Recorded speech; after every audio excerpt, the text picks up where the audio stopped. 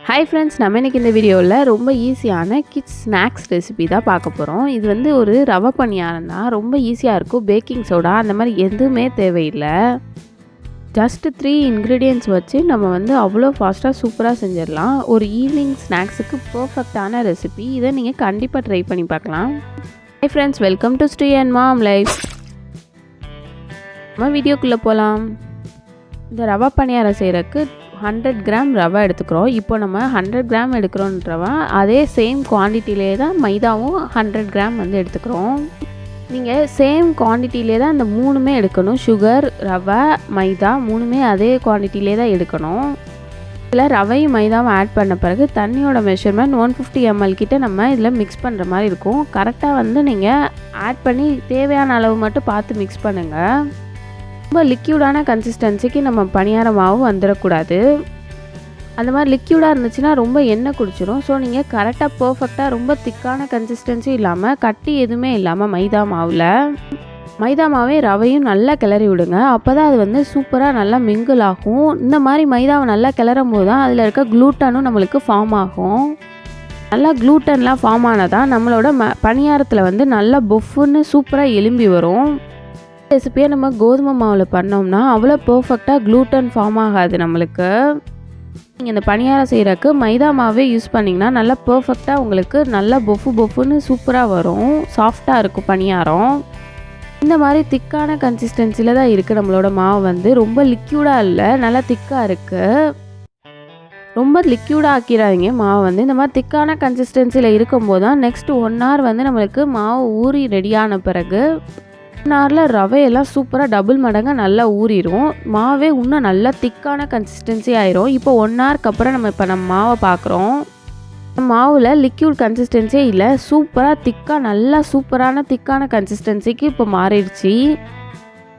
Next இதில் வந்து நம்ம தண்ணி எதுவுமே ஆட் பண்ணவே போகிறதில்ல. அதே சேம் மெஷர்மெண்ட்டில் சுகர் மட்டும் ஆட் பண்ணிக்கிறோம்.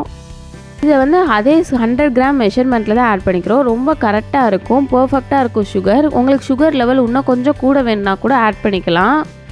100 கிராம்ன்றது இதுக்கு பர்ஃபெக்டான குவான்டிட்டியாக இருக்கும். இப்போ இதே மாதிரி நம்ம மாவை நல்லா கிளறும் போது சுகரோடு சேர்த்து மிக்ஸ் பண்ணும்போது அதே நல்லா லைட்டாக தண்ணி விடும். இந்த மாதிரி சுகர் யூஸ் பண்ணும்போது தான் நல்லா வந்து பணியாரம் நல்லா ஒரு ப்ரௌனிஷாக ஒரு கேரமல் கலரில் நம்மளுக்கு கிடைக்கும். இதுக்கு பிறகு நீங்கள் ஆல்டர்னேட்டிவாக நாட்டு சக்கரை எல்லாம் யூஸ் பண்ணோம்னா ஒரு கேரமல் கலரில் வராது. அது ஒரு டார்க் ப்ரௌனிஷாக ஒரு கருகின கலரில் வந்துடும். நாட்டு சக்கரை கோதுமை மாவுலாம் யூஸ் பண்ணுறது நல்ல ஐடியா இருக்காது. இதுதான் பர்ஃபெக்டாக இருக்கும் உங்களுக்கு. நம்ம சுகர் ஆட் பண்ண பிறகு நம்மளோட மாவு வந்து பர்ஃபெக்டான கன்சிஸ்டன்சிக்கு வந்துடுச்சு. இதில் வந்து நான் தண்ணி எதுவுமே ஆட் பண்ணாமல் சூப்பராக ரெடி ஆகிடுச்சு. ஒரே ஒரு பிஞ்ச் ஆஃப் சால்ட் மட்டும் ஆட் பண்ணியிருக்கேன். அப்போ தான் நம்மளுக்கு சுகர் லெவலை பேலன்ஸ் பண்ணி இருக்கும். இதில் வேணும்னா ஏலக்காய் பவுடர் ஃப்ளேவர் பிடிக்கிறவங்க ஆட் பண்ணிக்கலாம். நல்லா கடாயில் நல்லா எண்ணெய் ஆயில் ஆட் பண்ணிக்கோங்க. இதுக்கு நெய் அந்த மாதிரிலாம் எதுவுமே தேவையில்லை.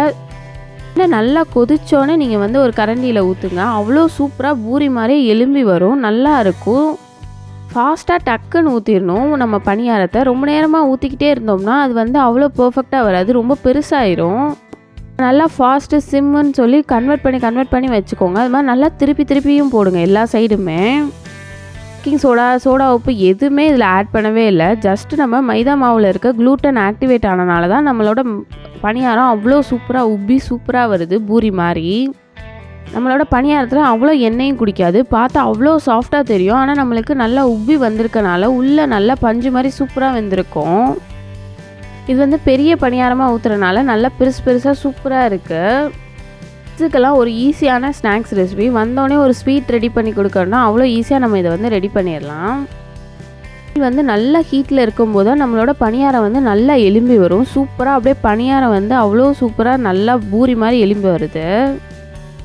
பணியார மாவில் நீங்கள் தண்ணியோட கன்சிஸ்டன்சி கரெக்டாக ஊற்றிருந்தால் தான் நம்மளுக்கு ஆயில் ரொம்ப குடிக்காமல் பர்ஃபெக்டாக வரும். இல்லைன்னா நம்ம பணியாரம் ஃபுல்லாக ஆயிலாக இருக்கும்.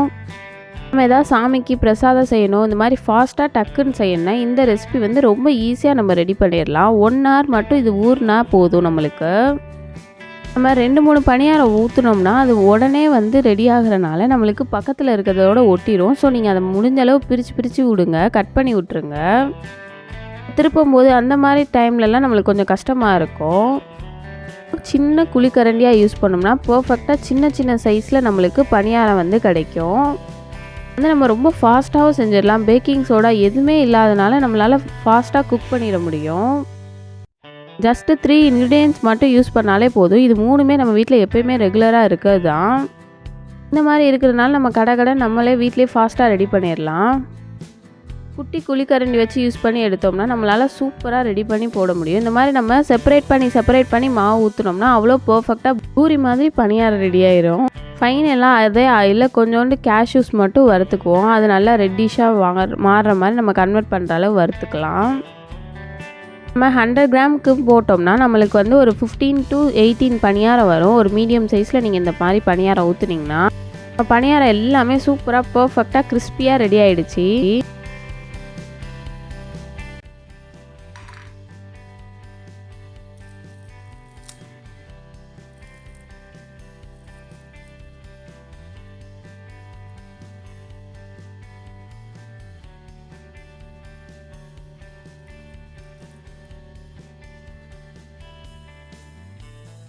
கீழே நல்லா மொறுமொறுன்னு உள்ளே சாஃப்டாக சூப்பராக வெந்திருக்கு. நம்மளுக்கு ரொம்ப ஆயிலும் குடிக்காமல் பர்ஃபெக்டாக இருக்குது நம்மளுக்கு பணியாரம். இதில் க்ளூட்டன் ஆக்டிவேட் ஆனனால தான் நம்மளால் உள்ளே வந்து ரொம்ப சாஃப்டாக இருக்குது. நம்மளுக்கு நல்லா உள்ளே வரை சூப்பராக வெந்திருக்கவும் செய்யுது நம்மளுக்கு பணியாரம். ரெசிபி உங்களுக்கு கண்டிப்பாக பிடிச்சிருந்துச்சுன்னா மறக்காமல் கீழே லைக் பண்ணுங்கள். நீங்களும் உங்கள் வீட்டில் ட்ரை பண்ணி பார்த்துட்டு மறக்காமல் உங்கள் ஃப்ரெண்ட்ஸ் அண்ட் ஃபேமிலிக்கெலாம் ஷேர் பண்ணுங்கள். தேங்க்ஸ் ஃபார் வாட்சிங் the video. Subscribe to our channel for more videos. Tata, bye.